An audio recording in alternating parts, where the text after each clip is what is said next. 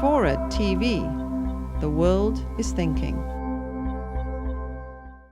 Now, Pakistan has a strange relationship with terrorism writ large because historically, at least for several decades, Pakistan has tried to support what it sees as freedom fighters inside Kashmir to oppose India, to try and prevent India from consolidating its grip on Kashmir, and from Pakistan's point of view, to support those Muslims within Kashmir who would like to throw India out of Kashmir. So Pakistan has supported what's sometimes called asymmetric warfare or counterinsurgency, supporting militants within Kashmir to confront India. Well, one man's terrorist is another man's militant, and in this case, Pakistan says, well, we're supporting indigenous forces in Kashmir who want to throw off the Indian yoke, but from India's perspective, of course, these are nothing more than terrorists who are creating havoc within Kashmir, and that there are more legitimate and peaceful ways to resolve the issue. From India's perspective, Kashmir has full voting rights and full representation in the Indian Republic, and therefore the problem ought not to be treated as a matter of warfare between the two sides, and Pakistan should not support the terrorists. Well, this brings us up to the complication with respect to September 11th and the war on terrorism. Pakistan has wanted to exploit terrorists, militants in their terminology, in order to further their ambitions with respect to Kashmir.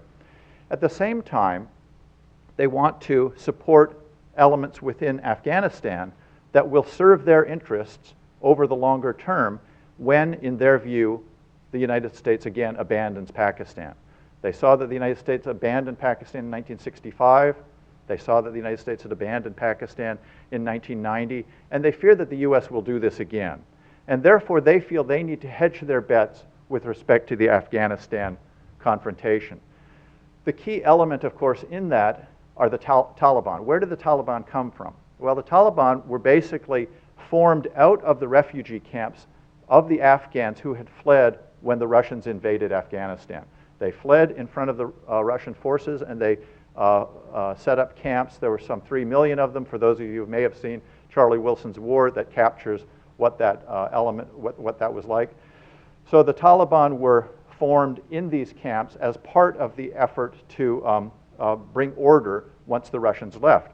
When I say bring order, once the Russians had left and the U.S. had, quote unquote, abandoned Pakistan, there ensued for the 6 or 7 years in Afghanistan a very nasty and vicious civil war among those elements who had confronted the Soviet Union, who had helped to usher the Soviets out, but they were now left. The U.S. didn't have an interest there, had suspended assistance to Pakistan. There ensued a very nasty civil war among the different elements within Afghanistan. The result of that ultimately was that the Taliban, who were a very austere and fundamentalist, had a very austere and fundamentalist view of Islam, ended up unifying most of the country, but not all of the country. So the Taliban, from Pakistan's view, were a useful element to help to control Afghanistan, to prevent India from having any influence there. India historically has had closer ties to the Soviet Union and to Russia subsequently, and has caused Pakistan to fear that Russia and India are working together to influence events in Afghanistan. So from Pakistan's point of view, supporting this group called the Taliban was a way to neutralize India and neutralize any Russian efforts to hold sway in Afghanistan. So now, as we look at the relationship between Pakistan and the United States, the Pakistanis continue to worry that at some point the United States again is going to leave South Asia, that they're going to abandon Pakistan. Pakistan will again be confronted with facing India, with dealing with India having some influence in Afghanistan.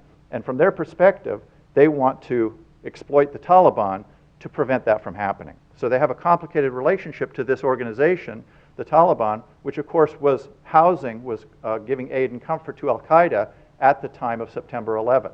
Al-Qaeda formed its plans while it was housed in Afghanistan under the protection, in effect, of the Taliban. So from Pakistan's point of view, they want to have an influence on the outcome in Afghanistan once the U.S. abandons them again. But in the meantime, they have to work with the United States to oppose, on paper and nominally, the Taliban. Now, a further complication for the Pakistanis is that they themselves have come to be seen, the Pakistani government has come to be seen by many in this Pashtun area, the Afghania belt, if you will, between Pakistan and Afghanistan. The government in Islamabad is seen as sort of being America's stooge, as fighting America's war in this war on terrorism. And so the government itself has been targeted, and we've seen different manifestations of that. Benazir Bhutto was assassinated last December. There are periodic suicide attacks within Pakistan now. More recently, a prominent hotel, the Marriott Hotel, was bombed in Islamabad. This was like a bastion for Westerners and a symbol of the West.